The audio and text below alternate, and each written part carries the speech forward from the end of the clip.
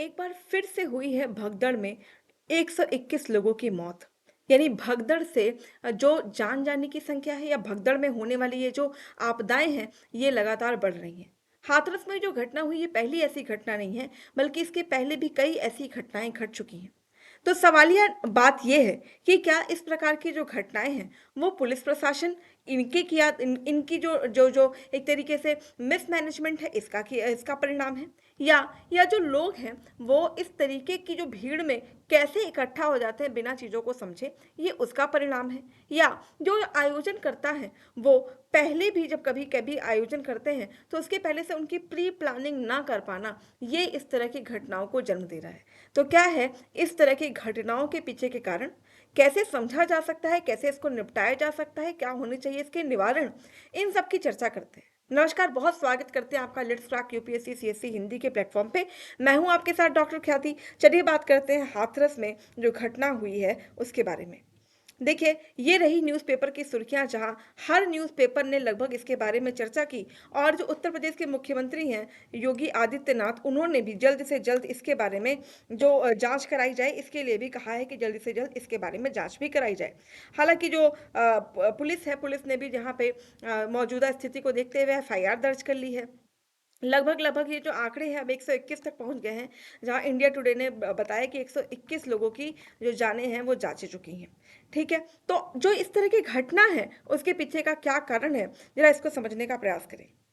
देखिए, अगर हम लाइव मिनट की खबर उठा के देखें तो पहले एक बार घटनाक्रम में क्या क्या चीज़ें घटित हुई, इनका एक बार हम लोग क्विक मैनर में देखते हैं कि किस तरीके से घटना ने टेक प्लेस किया है, किस तरीके से जो घटना है वो घटित हुई है। बात है उत्तर प्रदेश के हाथरस की, जहां पे प्राथमिकी दर्ज की गई है 121 लोगों के जान जाने की। यहाँ पे जो एफआईआर है, वहां पे जो बाबा नारायण हरि हैं, जिनका नाम जिनको हम जिनको जो जो मतलब मीडिया रिपोर्ट्स है, जो भक्त हैं उनके, वो उनको भोले बाबा कहते हैं। तो बात है इनकी सभा की। दरअसल हाथरस में भोले बाबा, जिनका जो नाम है बाबा नारायण हरि, इनकी एक सभा हो रही थी। तो उस सभा में अचानक जो है भगदड़ हो गई। तो यहाँ पे क्या हो रहा था, सत्संग हो रहा था। उत्तर प्रदेश का इस जगह का नाम है हाथरस, और हाथरस के भी जो गांव है जहाँ पे पूरी घटना घटी है, उसका नाम है फुलरई। तो जो फुलरई गांव है, वहां पे बाबा की सभा हो रही थी, और उस सभा में जो है इस तरह की जो घटनाएं हैं उसने जन्म ले लिया। जरा बात करें चश्मदीदों की, तो चश्मदीद लोग जो हैं उनका ये कहना है कि इसके पीछे का जो बड़ा घटना कारण है वो ये रहा कि अचानक जो है जो पूरी सभा हो रही थी उसमें अचानक बाबा के दर्शन के लिए, मतलब बाबा वहां से निकलते हैं। तो हर किसी को लगा कि जरा जो हम हमारे बाबा हैं, जिनकी हम लोग उपासना करते हैं या जिनको हम इतना मानते हैं, जरा उनको हम पास से सुन लेते हैं, उनको जरा पास से देख लेते हैं। तो ऐसे में हुआ क्या कि जो एंट्री गेट है वो बहुत नैरो था, और वहाँ से जो बाबा के जो सेवादार लोग हैं वो भी खड़े थे। और ऐसे में जो है निकलने का रास्ता बहुत कम था, और हर किसी को ये था कि वो पास से जो बाबा हैं उनको उनको उनका दर्शन कर ले। और इस वजह से अचानक भगदड़ शुरू हो गई। और जब एक बार आपको पता है कि भगदड़ शुरू होती है तो फिर वो रुक नहीं पाती। और इस तरह की जो भगदड़ हुई, इसमें महिलाएं और बच्चे सबसे ज़्यादा प्रभावित हुए। जब भी सभाएं होती हैं तो वहाँ महिला और बच्चों की संख्या ज़्यादा होती है। तो कुछ ऐसा ही हो रहा था भोले बाबा के जो जो सत्संग हो रहा था वहां पे। अगर हम भोले बाबा की बात करें तो इनका नाम, असली नाम है सूरजपाल। असली नाम कहने का मतलब है कि बाद में इन्होंने अपना नाम भोले बाबा कह के जब ये इस फील्ड में आए, या जब इन्होंने सेवा, उपासना और भक्ति की बात करना शुरू की, तो इनको भोले बाबा के नाम से प्रसिद्धि मिली। इनके जो अनुयायी हैं उनका, क्योंकि नाम तो इनका नारायण सरकार है, नारायण साकार है, लेकिन इनको इनके जो अनुयायी हैं, जो इनको फॉलो करते हैं, वो भोले बाबा कहते हैं। देखिए, ये पहले यूपी में पुलिस की नौकरी किया करते थे। 18 साल पहले इन्होंने अपनी नौकरी से वीआरएस ले लिया, और उसके बाद गांव में झोपड़ी बना के रहने लगे और भगवान की भक्ति और उसका प्रचार करने लगे। और धीरे धीरे धीरे धीरे बात करें तो इनके जो अनुयायी हैं ना, उनकी उनकी लाखों की संख्या है। लाखों की संख्या में इनके अनुयायी हैं जो इनकी सभाओं में पहुंचते हैं। तो अब जरा बात करें कि ये जो आप ये हैं जो आपके स्क्रीन पे दिख रहे हैं, ये हैं जो आपके भोले बाबा हैं, वो जिनकी सभा में ये कांड हुआ है। अगर आप हाथरस की बात करेंगे तो उत्तर प्रदेश के नक्शे में ये रहा आपका हाथरस, बिल्कुल अलीगढ़ के पास में स्थित है। अगर हम बात करें कि स्टैम्पेड, जो हाथरस स्टैम्पेड, उसके पीछे के अन्य क्या क्या कारण हैं, तो सबसे बड़ा कारण जो सामने आ रहा है वो है ओवर क्राउडिंग का। ओवर क्राउडिंग कहने का मतलब है, देखिए, जब भी कभी इस तरह की सभाएं होती हैं तो कहाँ पे आयोजन होने वाला है, वहाँ का एक जरूर आयोजन स्थल रहता है। तो आयोजन स्थल की एक कैपेसिटी होती है कि इतनी ही कैपेसिटी, इतनी ही क्षमता है उस आयोजन स्थल की है। उससे ज़्यादा क्षमता वो आयोजन स्थल नहीं समेट पाएगा। लेकिन हुआ क्या कि यहाँ पे जो संख्या है वो डबल ट्रिपल नहीं बल्कि 10 गुना ज़्यादा आ गई। अब जब 10 गुना ज़्यादा संख्या एक छोटी सी जगह में आ गई तो बट ऑब्वियस सी बात है कि वहाँ स्वतंत्र रूप से मूव कर पाना पॉसिबल नहीं था। दूसरी तरफ पैनिक और फ़ियर, डर का माहौल जो शुरू हो गया है और लोगों को लगा कि अच्छा बहुत कम जगह में ही निकलना है, और अचानक जो ये हल्ला हुआ कि भगदड़ हो गई, तो उस वजह से जो भगदड़ है वो सही में अपना अपने चरम रूप पे पहुँच गई। सबसे ख़ास बात रही कि यहाँ पे पुलिस की व्यवस्था थी क्या? तो जी, पुलिस भी तैनात थी। बाबा के सेवागार जो सेवादार लोग हैं वो भी तैनात थे। लेकिन कोई भी इतनी बड़ी भीड़ यानी कि जो क्राउड है इसका प्रबंधन नहीं कर पाया। जो इंफ्रास्ट्रक्चर है, वो भी बहुत सही नहीं था, क्योंकि जब आपको पता है कि अनुयायियों की संख्या ज़्यादा आ सकती है, तो बट ऑब्वियस सी बात है कि वहाँ पे पैसेज को बड़ा बनाना चाहिए था, लेकिन वहाँ पे नैरो पैसेज बनाया गया है। इसके साथ ही साथ जब कभी भी ऐसी इवेंट्स ऑर्गेनाइज़ किए जाते हैं और जहाँ पे पता होता है कि अनुयायियों की संख्या ज़्यादा आ सकती है, तो वहाँ पे आपातकाल के लिए पहले से कोई भी तैयारी जो है यहाँ पे उपलब्ध नहीं थी। तो जो इमरजेंसी है ना, इमरजेंसी एग्ज़िट होना चाहिए था, कि अगर इमरजेंसी की यानी आपातकाल की व्यवस्था होगी, आपातकाल होता है तो उस सिचुएशन में किस प्रकार काम करेंगे, इसकी पहले से ही प्री प्लानिंग की जानी चाहिए थी, जिसके कोई भी जो एविडेंस है, जो साक्ष्य हैं, वो यहाँ पे नहीं मिले हैं। खास बात ये है कि आपको पता है कि उत्तर प्रदेश में अभी गर्मी का प्रकोप बहुत ज़्यादा है, तो इतनी तीव्र गर्मी है और थोड़ी बहुत बारिश ने यहाँ के में उमस को ऐड कर दिया है, तो इस तरह की जो वेदर कंडीशन है इसको हर कोई सर्वाइव नहीं कर पाया, और ये भी हर किसी को जल्दी थी कि अच्छा चलो ठीक है, अब खत्म हो गया सत्संग, अब जल्दी से जल्दी हम अपने घर भागें।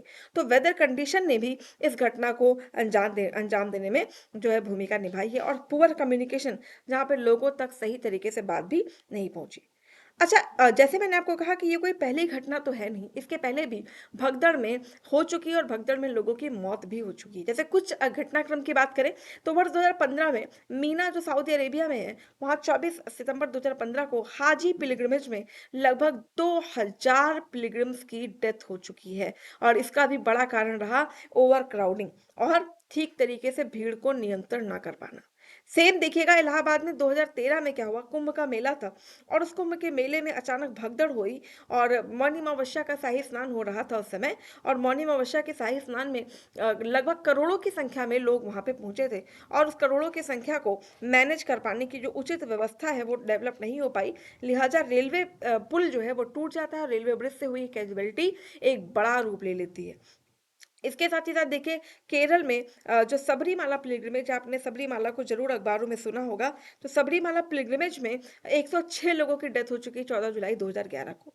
तो कहने का मतलब ये है कि ये कोई पहली घटना नहीं है, इसके पहले भी इस तरह की कई घटनाओं ने अपना रूप ले लिया है, कई घटनाएँ पहले भी घटित हो चुकी हैं। तो इसके पीछे का रीज़न क्या है भाई?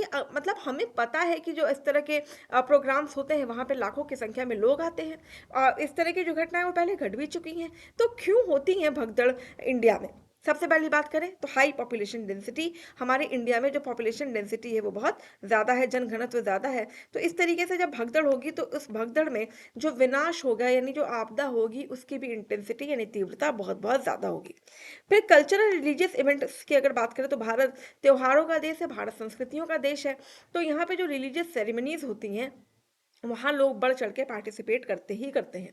तो जो वेन्यू की कैपेसिटी है कई बारी उसके बियॉन्ड जब लोग पहुँच जाते हैं तो भी इस तरह के स्टैम्पेड हो जाते हैं। खास बात है कि पुअर क्राउड मैनेजमेंट यानी जब भगदड़ से इस तरह की चीज़ें ऑलरेडी हो चुकी हैं, हो रही भी हैं, तो अभी तक हम अपने यहाँ के जो चाहे वो पुलिस हो, चाहे वो इस तरह का जो प्रशासन हो जो जो इसको नियंत्रित करते हैं या जो लोग आयोजन करता है, उनकी प्रॉपर ट्रेनिंग वगैरह नहीं करवाते हैं। ये भी एक बड़ा कारण रहता है। फिर देखिए, हमारे पास अभी प्रॉपर लेवल पे इंफ्रास्ट्रक्चर भी नहीं है, ना इमरजेंसी एग्जिट होता है, ना इमरजेंसी गेट्स होते हैं। तो इनसफिशिएंट इंफ्रास्ट्रक्चर यानी अपर्याप्त अवसंरचना भी इसका बड़ा कारण है। फिर देखिए, लोग भी अवेयर नहीं होते हैं। अब देखिए, हर किसी को लगता है कि हम जल्दी से जल्दी हमारी जो सारी समस्या है उनका समापन हो जाए, सबसे जल्दी से जल्दी हम जो सारी भौतिक चीज़ें हैं वो उनकी पहुँच हम तक हो जाए। तो कई बारी क्या होता है ना कि रिलीजन एक ऐसी चीज़ है जहाँ पे सबको लगता है कि शायद ये मेरी सारी समस्याओं को दूर कर दे। ऐसे में भी इन सभाओं में भीड़ होती है ताकि लोगों को लगता है कि शायद इससे उनको दुखों का निवारण मिल जाए। दूसरी चीज़, जो हर किसी को एक मतलब एक कामना होती है ना कि एक दिन ईश्वर सब ठीक कर देंगे, ऐसे में ईश्वर की शरण में जाने को लेकर भी लोग बहुत उतारू रहते हैं। और ऐसे में भी भगदड़ जैसी सिचुएशंस बन जाती हैं। पैनिक और र्यूमर तो एक ऐसी चीज़ है जो किसी भी बड़ी घटना को अंजाम देने में माहिर है। फिर ज़रूरी है कि हम आपदा से मतलब आपदा निवारण के लिए हम प्रिपेयर रहें, लेकिन आपातकालीन जो सुविधाएँ हैं, उनका अभाव है। अगर बात करें कि जो कोर्ट है उनका क्या कहना है, तो देखिएगा एक जजमेंट की बात करते हैं 10 फरवरी 2013 कुंभ मेला इलाहाबाद में जो घटना घटी थी, वहाँ पे क्या है ओवरक्राउडिंग की वजह से रेलवे स्टेशन का जो पुल है वो टूट गया था और उससे बहुत सी संख्या में लोगों की डेथ हुई थी। जो आंकड़ों को देखें तो 36 लोगों की वहाँ पे मृत्यु हो गई थी। इस म जो जो ये घटना घटी थी उसका स्वतः संज्ञान लेते हुए ऑनरेबल सुप्रीम कोर्ट ने उस समय ये कहा था कि जो ऑफिशियल्स हैं उनको यहाँ तक कि सुप्रीम कोर्ट ने दिशा निर्देश भी दिए थे कि उनकी जवाबदेहिता सुनिश्चित की जानी चाहिए और इस तरह के जो इवेंट्स होते हैं उनका उत्तरदायित्व लेते हुए प्रॉपर प्रबंधन किया जाना चाहिए ताकि भविष्य में ऐसी घटनाएं ना हो। देखिए, अभी हाथरस की घटना तो घट चुकी है, लेकिन भविष्य में इस तरह की घटनाएं ना घटें, इसके लिए हर लेवल पे काम करने की जरूरत है। चाहे वो पुलिस प्रशासन हो, उनको भी चाक चौबंद रहना चाहिए, चाहे वो व्यक्ति विशेष हैं, उनमें भी अवेयरनेस होना बहुत जरूरी है। और सबसे बड़ी बात कि जो आयोजन करता है वो भी ये जरूर समझें कि लोग अगर आपके पास आ रहे हैं तो अब ये आपका भी उत्तरदायित्व है कि वो सकुशल अपने घर पे भी लौटें। तो कैपेबिलिटी यानी कैपेसिटी का ध्यान में रखने के बाद ही आयोजन आदि किए जाने चाहिए। तो आज की जो इम्पोर्टेंट चर्चा है उसमें बस यहीं तक, फिर आपसे मिलना होगा किसी और इम्पोर्टेंट मुद्दे के साथ। Thank you so much for joining.